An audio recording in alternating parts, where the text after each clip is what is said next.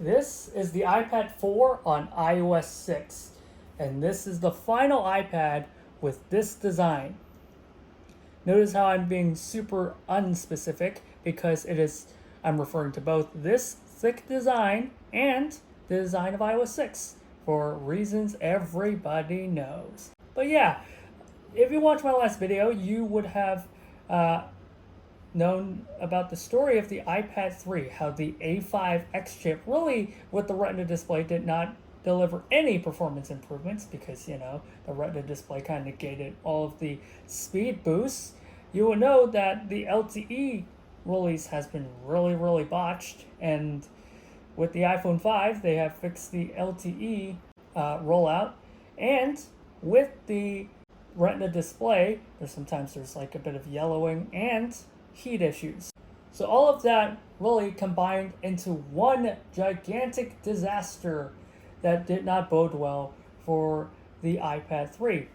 This fixes everything, including a new FaceTime HD camera, including the brand new Lightning connector that was just introduced last month with the iPhone 5, including a bunch of performance improvements with the A6X chip, now actually twice as fast as the A5X, which, considering that the A5X is the same speed as the A5 chip in the iPad 2, well, it's actually twice as fast as the iPad 2.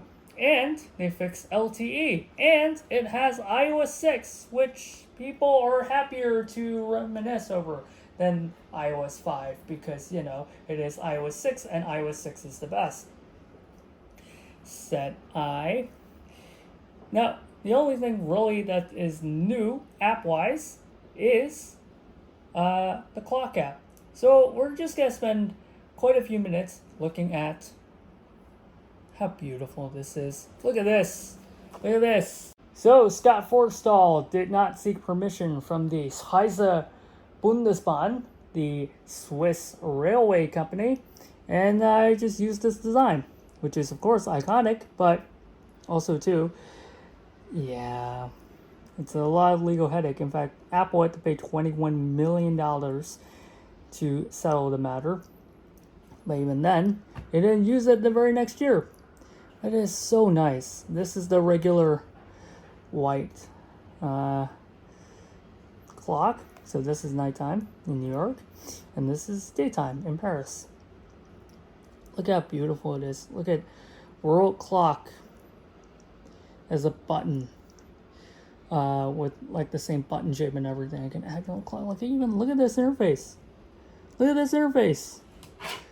I mean, just the touches. Again, the touches. So nice. So beautiful. And all gone because you couldn't behave, Scott. You cannot behave with the Maps application. So now we can no longer enjoy. Come on. This is just the nicest interface. Okay? This is the greatest thing ever.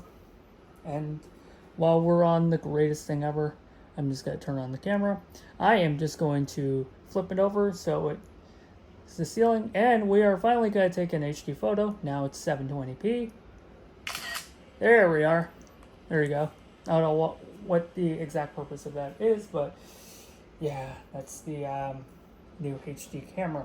720p sounds impressive, but no, it's really less than 2 megapixels. Yeah, you wonder why they call it a FaceTime HD camera and not just 2 megapixel front camera. But yeah, with iOS 6, you get to FaceTime over cellular, which is great.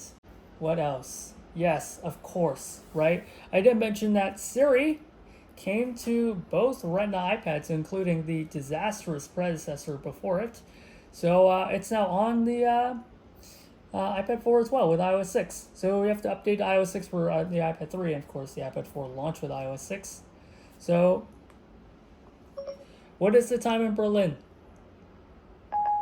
It's 7:15 a.m. in Berlin, Germany. There we are. Perfect. But yeah, the iOS 6 series of videos are a lot more sonder and see if we can get maps working here. Let's search.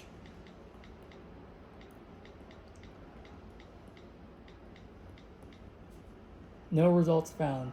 It's I haven't found. It's running away from me. But there you go. You can at least peel it back and enjoy the very, very nice skeuomorphic design.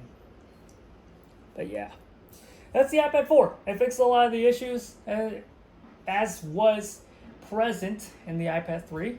So it is actually faster. It is no longer heating up.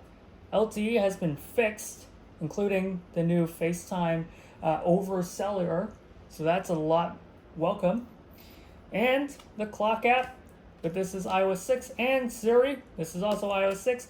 And we have the Lightning connector, which is honestly the most important feature, right? See, they moved it up to October to fix that and also introduce the Lightning connector, so you don't have to wait 6 more months just to charge your iPad with the same cable as you did your iPhone, your brand new iPhone. Isn't that nice? But this is really more of a fixer iPad than anything. This is not anything revolutionary, which is why I did not talk about it in revolutionary terms. Does it make sense to you now? I hope it did. But yeah, very, very sonder. But again, the iPad 4, I will trot this out once again. And it is an unsung hero for how many things it fixed. And honestly, next year, we're going to see a radical redesign that is coming this year to another model next to this iPad.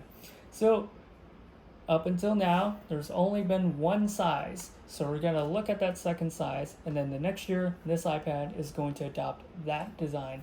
So tune into that iPad mini video. Oops, I just spoiled it. Nah, you already know.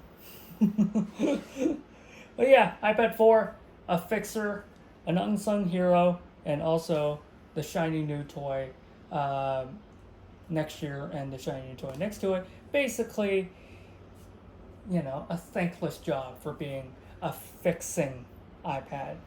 It is not new, it is not revolutionary, it's just here to fix things. So yeah, that's the story of the iPad 4.